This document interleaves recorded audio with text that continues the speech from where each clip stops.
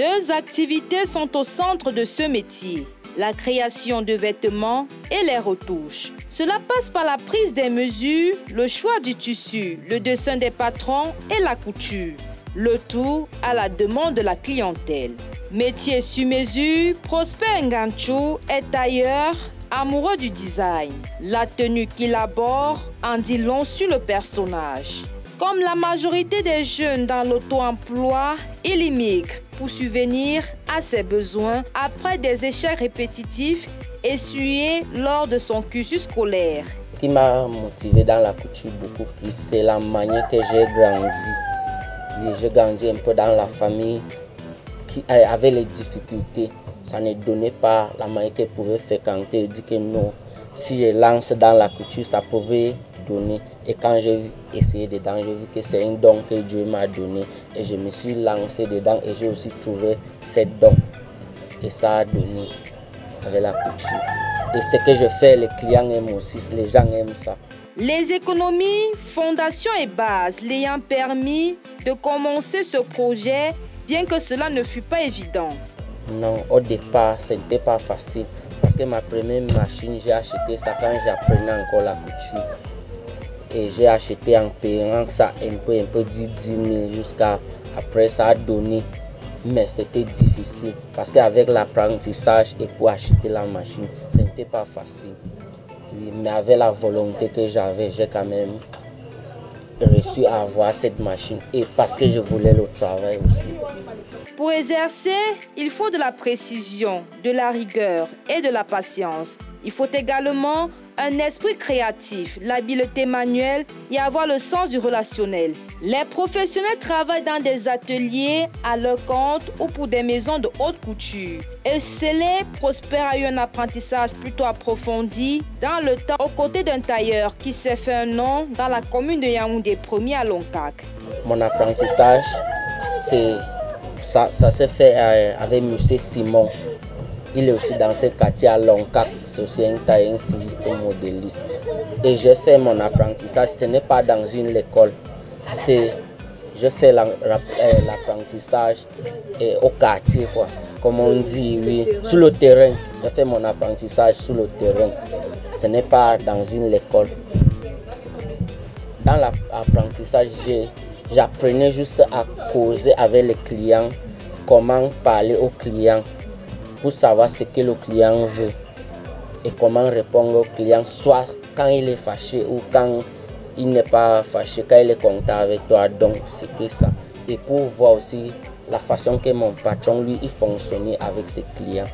La création et la retouche des vêtements nécessitent ainsi une paire de ciseaux, des aiguilles, des épingles, un mètre et une machine. Au moment, par exemple, si un client vient, il choisit un modèle comme ça. Pour le moment, parce que moi, je me débrouille encore. Je ne suis pas encore au niveau que je veux. Si un client vient, il choisit un modèle comme ça. Je suis obligé de partir au marché, acheter les tissus chez le vendeur de tissus. Maintenant, je n'ai pas encore acheté les matériels pour fournir ce modèle, soit la toile, parce qu'il faut ça, tous les accessoires de ce modèle, je dois acheter ça au marché parce que je n'ai pas encore au niveau que je dois avoir tout ça. Donc je dois partir au marché, j'achète ça pour réussir le modèle. Bon, pour le moment, les matériels sont chers. Oui, les matériels sont chers et c'est en fonction des clients aussi. Parce que parfois, quand un client vient, il choisit ça, tu regardes soit l'argent que le modèle va prendre. C'est en fonction de cet argent que tu vas acheter les choses, que tu lui donnes le prix. Quand tu donnes, le client discute aussi. Oui. Quand il discute maintenant, tu vois si tu peux t'en sortir dedans ou tu ne peux pas. C'est à toi maintenant de voir. Bon, donc pour ça, il n'y a pas un prix fixe sur un modèle, c'est à toi de voir si tu peux t'en sortir. La clientèle étant diversifiée, les prix dépendent de la personne en face. Avec ou sans tissu, on peut déjà se faire une idée de la somme à débourser pour s'offrir un magnifique vêtement sur mesure. Nous sommes au quartier, il y a les gens du quartier qui viennent nous donner le travail. Quand quelqu'un vient, tu regardes le travail, la personne qui est devant toi. Ou si une autorité, par exemple, que je lui regarde aussi, c'est que si je lui taxe comme ça, il va me donner cet argent. Donc c'est comme ça. On donne le prix en fonction de la personne qui est devant toi. Bon, le prix, si c'est un garçon, pour l'enfant d'abord, si c'est un garçon, le monde arabe avec le tissu, on peut prendre 10 000 avec le tissu. Oui, on peut prendre 10 000 avec le tissu. On sait qu'on achète le tissu dedans. Pour les moyens, pour le moment, parce que les clients pleurent aussi. Oui, on peut prendre 10 000, on achète le tissu, dedans peut-être le tissu on achète à 5 000, tu sais que tu vas jongler le tissu, la couture à 5 000, tu achètes les matériaux peut-être à 2 000, tu as tes 3 000, là c'est bon. Maintenant pour les dames, c'est en fonction des modèles maintenant, mais ça commence, c'est à partir de 15 000 la couture dame. Même si c'est une simple robe? Une simple robe, ça peut être à 10 000. Oui, mais ça commence à 15 000 parce que les femmes ont les modèles différents. C'est en fonction de ce que est montre que tu vois, ce que tu vas acheter pour cette modèle-là. C'est là où tu donnes le prix. Mais pour les femmes, comme c'est compliqué, ça n'a pas un prix fixe. Donc c'est ça. Et pour les hommes, c'est à partir de 15 000, le monde arabe. Oui, c'est à partir de 15 000. Le client vient avec son tissu. Oui. Si c'est comment tu peux prendre 10 000, il vient avec son tissu. Oui, mais c'est à partir de 15 000, 30 000, tu achètes le tissu, un bon tissu. Ça peut aller. Le client sera aussi satisfait. Souvent considérés comme des malhonnêtes, Prosper a une autre vision de la chose. Bon, oui, ça arrive que parfois le client vient, que tu n'arrives pas à le livrer en temps. Oui. Quand il vient, c'est à toi, parce que selon moi, tu ne peux pas livrer un client à temps, mais il y a les jours que tu peux faire tout pour lui satisfaire. Par exemple, s'il a une robe pour le mariage, oui, il y a toujours un délai. Si tu lui as donné le délai, par exemple, si le mariage c'est samedi, tu lui donnes le délai, le rendez-vous doit être peut-être jeudi. Si jeudi là, si ça ne donne pas, il vient, il se fâche. Toi-même, tu es conscient que ça est vendredi, tu dois finir avec le client. C'est à toi de lui parler maintenant, de lui convaincre pour qu'il ne prenne pas son tissu pour rentrer avec. Passant plusieurs heures d'affilée, debout ou en position assise derrière sa machine, il fait face à de nombreux soucis. Parfois, les difficultés beaucoup maintenant, c'est pour les clients. Oui. Pour être capable pour donner ce que le client veut, c'est très difficile. Ce n'est pas facile. Il faut qu'on fasse tout pour satisfaire les clients. Oui.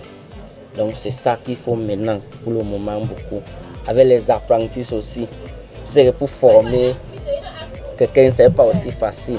On fait aussi tout pour former les apprentis. Nous sommes les jeunes, moi je suis jeune, je fais tout pour former. Donc ce n'est pas facile de parler pour faire comprendre quelqu'un. Par exemple, un apprenti qui me dépasse en âge, ce n'est pas facile qu'elle-même doit me comprendre. Oui, c'est cette difficulté-là. Et comme le pays aussi dur, on doit payer l'atelier. Oui, et là où on vit, on doit payer. Il y a les impôts. Il y a 4 impôts qu'on paye ici. Il y a l'impôt libératoire, taxe du jeune, tout ça on paye. Donc ça c'est les difficultés. Au nombre de 6 au total, il distille les quelques notions qu'il a apprises à ses stagiaires. Il y a une période d'apprentissage parce que quand un apprenti vient, c'est toi le patron. Moi je connais que si un apprenti fait maximum 3 ans ici, elle va bien sortir comme un tailleur propre. Donc je lui dis, et l'apprentissage se paye par mois, 10 000 par mois.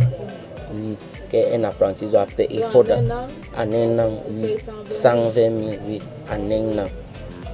Là, dans l'argent là, moi j'achète aussi, pour commencer, j'achète aussi les matériels, le tissu, qu'il doit apprendre sur ça, pas sur les tissus des clients.